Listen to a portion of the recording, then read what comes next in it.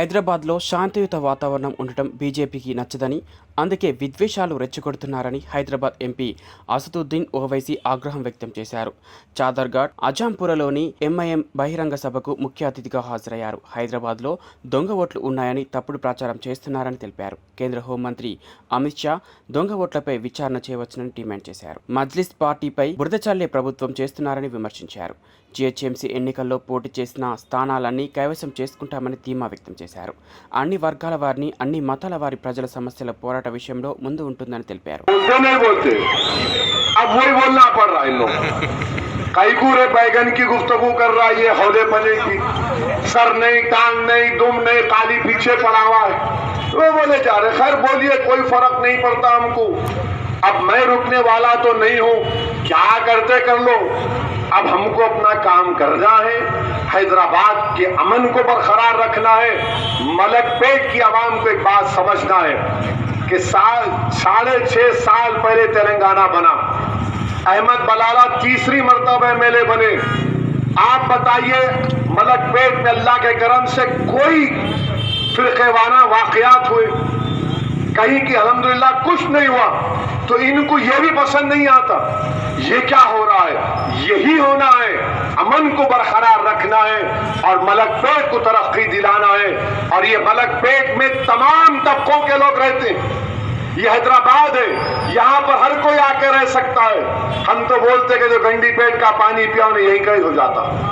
ये हमारा बोलना है। इसीलिए मलकपेट आप सबका है। इसके अमन को, इसके डेवलपमेंट को जारी रखने के लिए मेरी आपसे अपील है कि मजलिस के जो उम्मीदवार तीनों वार्ड से लड़ रहे हैं, आप उनको कामयाब करें। और ये आपकी कामयाबी होगी, ये आपकी सियासी सोच की कामयाबी होगी। शुक्रिया। अस्सलाम वालेकुम व रहमतुल्लाहि व बरकातहू। ये मेरी उम्र दरियाफ्ती की नहीं है, समझो बात को। खामखा मेरे पीछे पड़े हुए हैं तुम लोग। हैदराबाद में हम लोग बोलते, बीजेपी वालों, अगर खुजाए तो खुजली तुम्हारे को हो जाएंगी, याद रखो। खुजाओ मत, खुजाए तो खुजली हो जाती। कुछ दो मुंह को आप बोल रहे। अरे 30,000 अगर रोहिंग्या है तो अमित शाह क्या कर रहे?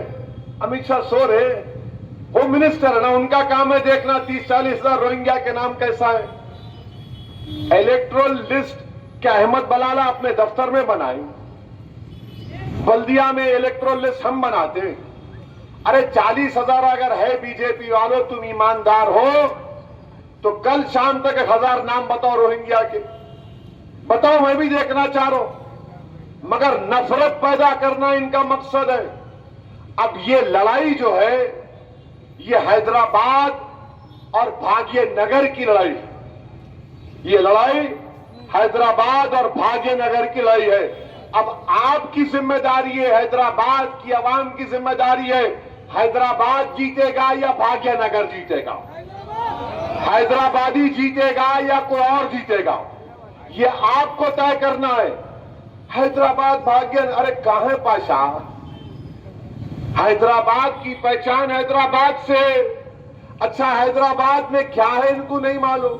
सालार जंग म्यूजियम में जाके देखो, चार मीनार है वो जाके देखो, फलकनुमा होटल है जाके देखो, किले गोलकुंडा है जाकर देखो, खाने की चीजें खाओ, जो खाते खाओ, मगर कुछ नजर नहीं आ रहा सिवाय शेरवानी के।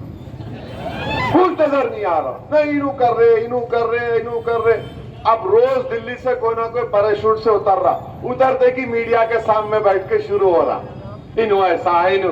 अरे तुम, ये तकलीफ कहां हो गई मोदी को, बीजेपी को?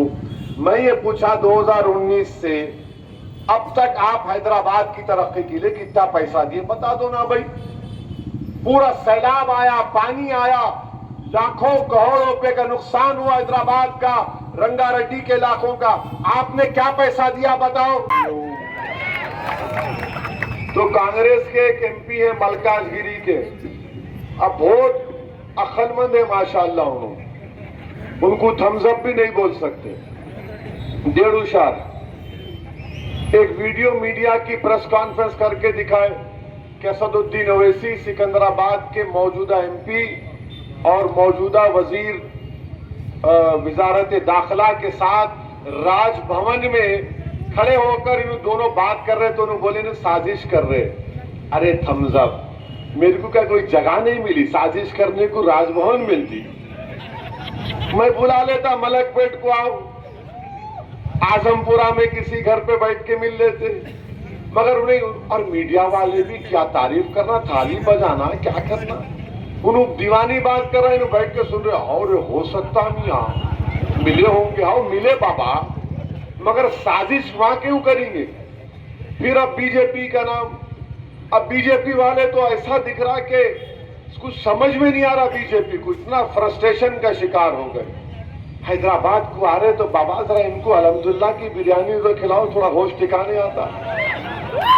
यानी इंफॉर्मेशन ब्रॉडकास्टिंग मिनिस्टर आ रहे, आके बोल रहे मंजलिस कोर्ट दिए तो टीआरएस को फायदा होता, मंजलिस कोर्ट दिए तो कांग्रेस को फायदा होता। बीजेपी के लोग बोल रहे कि हैदराबाद में 30,000 40,000 रोहिंग्या है, वोटर लिस्ट में नाम है। वो असदुद्दीन ओवैसी जिना बन गए। मंजलिस कोर्ट देना मुल्क के मुफाद में नहीं है। मंजलिस रैपिड इस्लामिज्म को प्रमोट करती, मंजलिस रेडिकलाइजेशन को प्रमोट करती। आप बल्दिया का इलेक्शन है, दिखाने को कुछ नहीं है तो किसको दिखा रहे? एक मियां भाई को, दूल्हे भाई को दिखा रहे। शुरू गुफ्तगू की शुरुआत मंजलिस से और खत्म होती आपके खादिम के ऊपर।